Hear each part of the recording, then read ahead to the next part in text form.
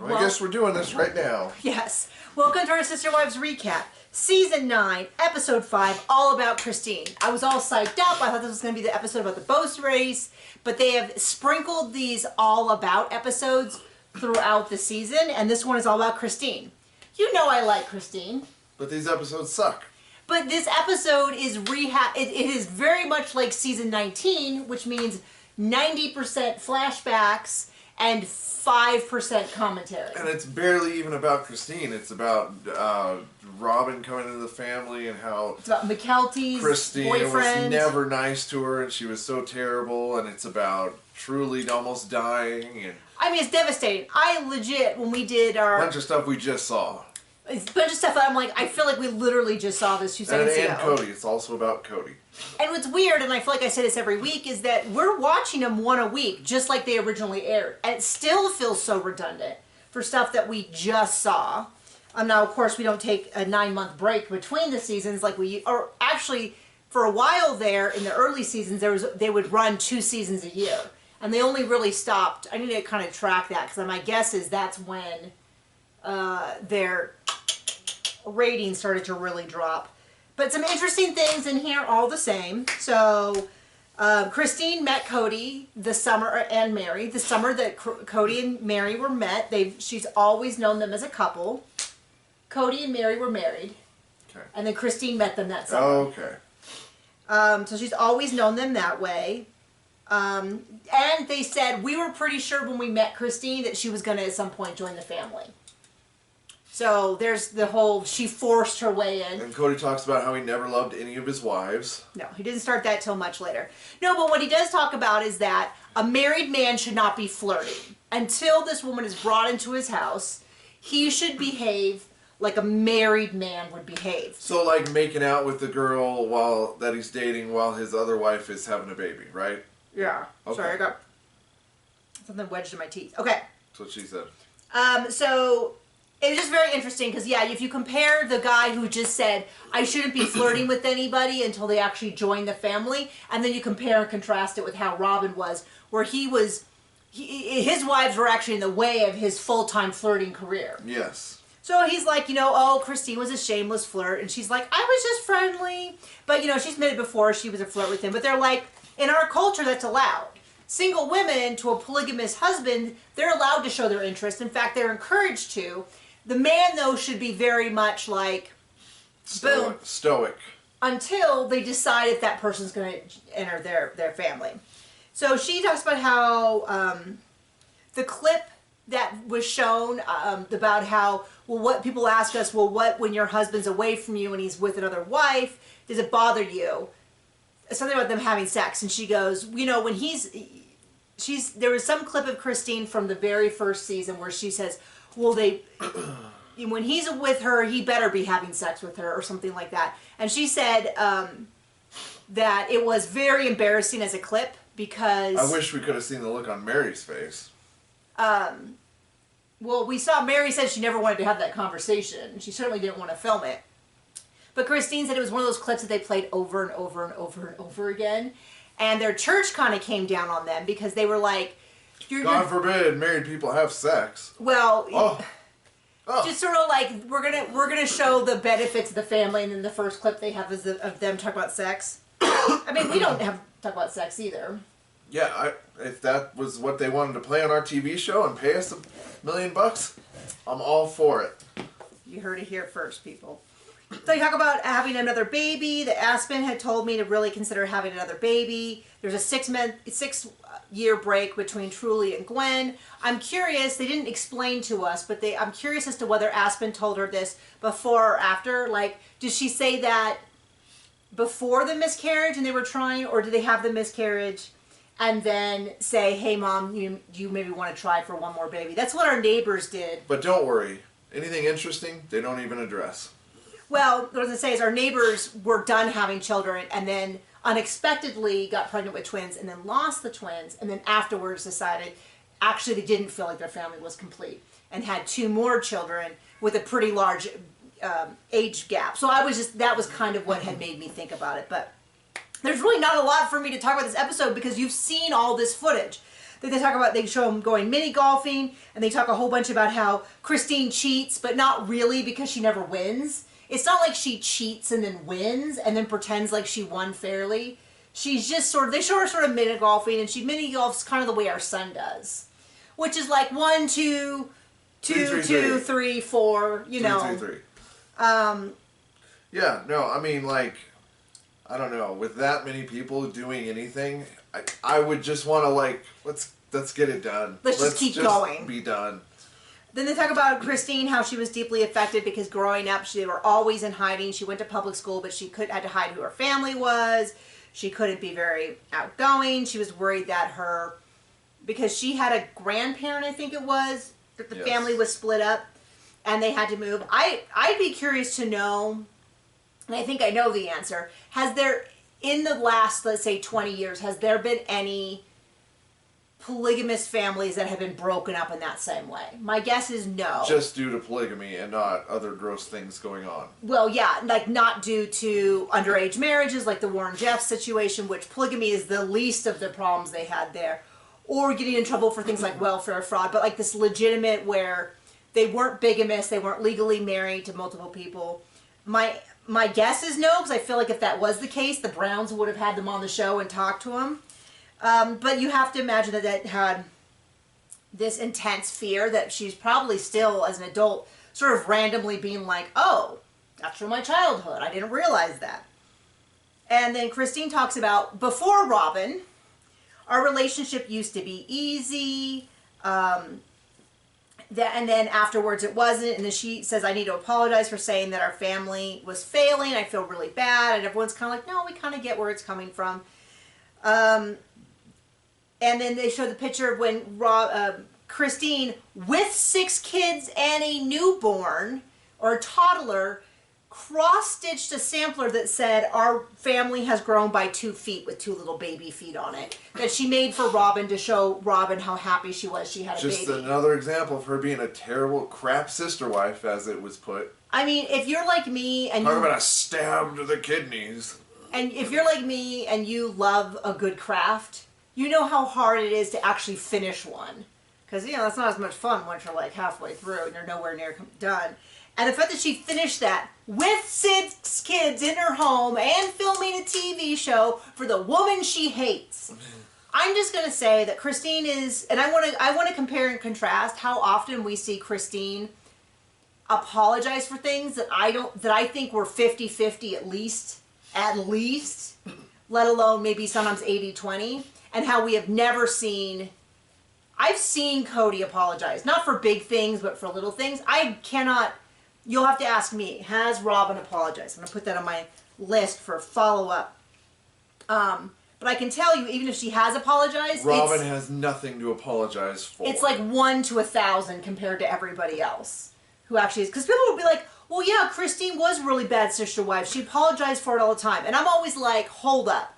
I refuse to say that because you apologize, that means that you're always wrong. I think that many of the people who sit down and apologize for their behavior, I'm not saying everyone, definitely not saying everyone, so don't come at me in the comments about someone you know who's abusive who would apologize, because that's a whole thing.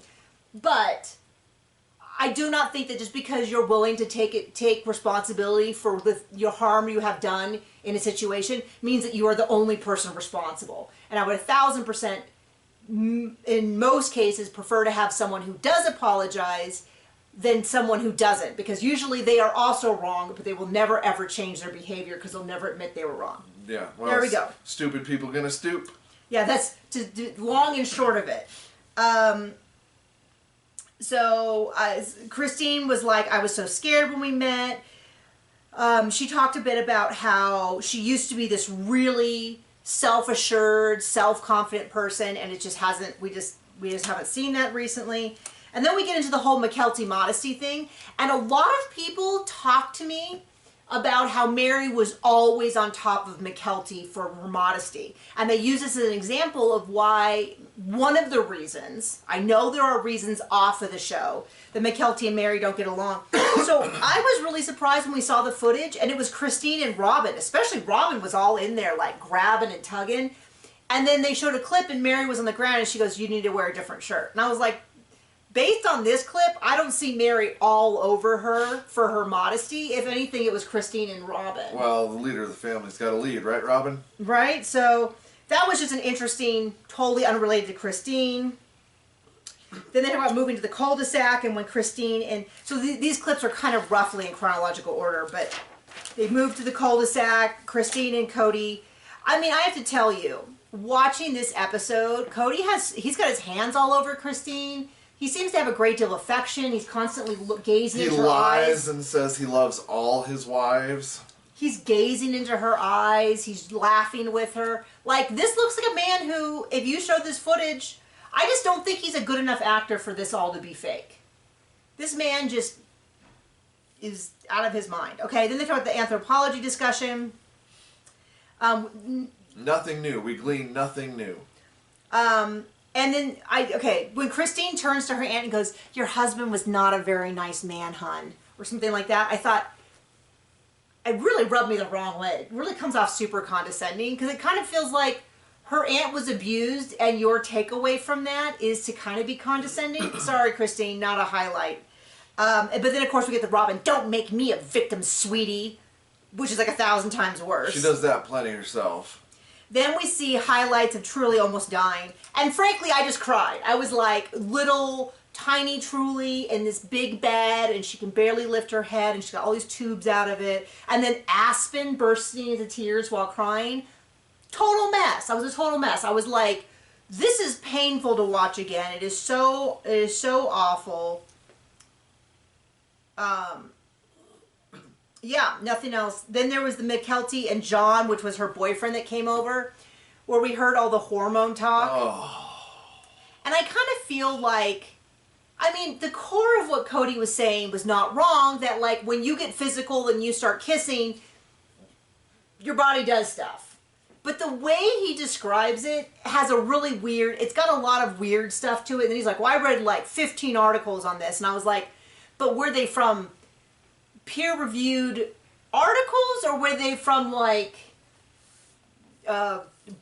bros got a bro, women are a bunch of conspiracy.now? Yeah, I mean, like, where is he getting these articles? And I'm not saying, like, yeah, when people make out, they usually get, especially girls, get pretty attached. But the way he describes it, and then he tries to say it was all Christine's fault. Christine forced him to give this talk, and then she was like, well, I did not say you needed to talk about hormones. You could have just said to him, whatever you do to her, I'm doing to you. Which, I'm also like, I'm not a real big fan of the whole, like, threaten every boyfriend. I think it's kind of a weird dynamic. It makes women kind of, anyway.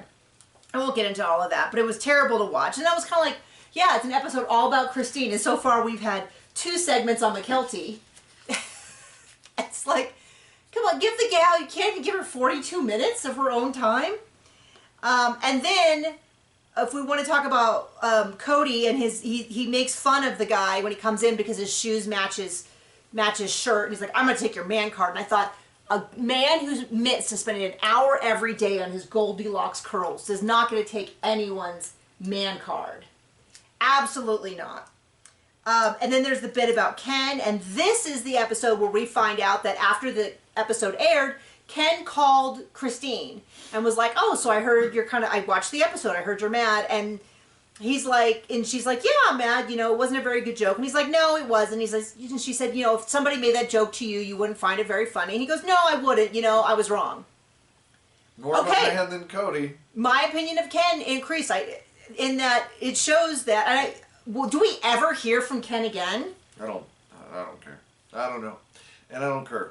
Well, but my point is, I would be a little miffed if instead of Cody, when that first happened and Christine was upset, if he had just called them and been like, hey, I repeated your joke, I shouldn't have, to my wives, and they did not find it funny, and now they're a little offended. Can you just clarify, can you just tell me that you meant it as a joke? And he probably would have been like, yeah, I did, it was a bad joke. Here, put her on the phone. I'm sorry, Christine, it was a bad joke. I really didn't think Cody was going to repeat it. I, of course, don't think that he should leave any of his wives and kids. And it would have been fine. But instead, he gets like a 2-episode arc about what a jerk he is. And I wonder if he's like, I'm not talking to Cody ever again. Because this guy puts me in the middle. I mean, I'd be curious. You let me know if we see Ken again. I don't think we do, but it's possible that I missed something in an offhand comment. Then we see Christine throwing a thank you party for Cody because she's such a crap wife. Because she's so awful. And I'm like, it just makes me sick how she constantly bent over backwards to try to make Cody happy, and it was just never enough, and she was never enough. It really bothers me. Another thing I want to point out that I managed to skip over is Robyn saying we've been a lot closer this past year. And this is why I don't trust Robyn in the least at all. Because in season 19 or 18 or 17 or 16, if she said things like, you know, I've never really felt like we fully were accepted. You know, McKelty was always amazing to me. And there was times when Christine and I got closer and then farther away. And Mary and Leon always had my back. But, you know, I've had a problem with some of the other kids. I could at least say, you know what, it's harder to argue with that. But when she says stuff like, we were never accepted, we were never friends, everyone was awful to me, I go, that doesn't even agree with what you said a year ago, 5 minutes ago. Cue the in 5 footage. minutes. You can't say you were so close to McKelty and then turn around and say no one accepted you. You can't say stuff about how you and Christine have gotten onto firmer ground and then turn around and say that Christine's always been awful to you. Like, I don't know, like maybe, I don't know. I don't think Robyn ever wanted to fit in the family. She always wanted the special, we need more because no one likes us stuff. Right. You know, people aren't giving us enough, so we need more time with you, Cody. We need more of this, we need more of that. So, that is all about Christine, and McKelty, and Robyn, and Cody, and Truly, and everybody else. So, I think this was a short one, but thank you for joining us anyway, and I look forward to the next episode, I believe, is the boat race, where Cody and Robyn make a dirty joke and exchange a side glance right over Christine's back. So, great times. Fun. Bye!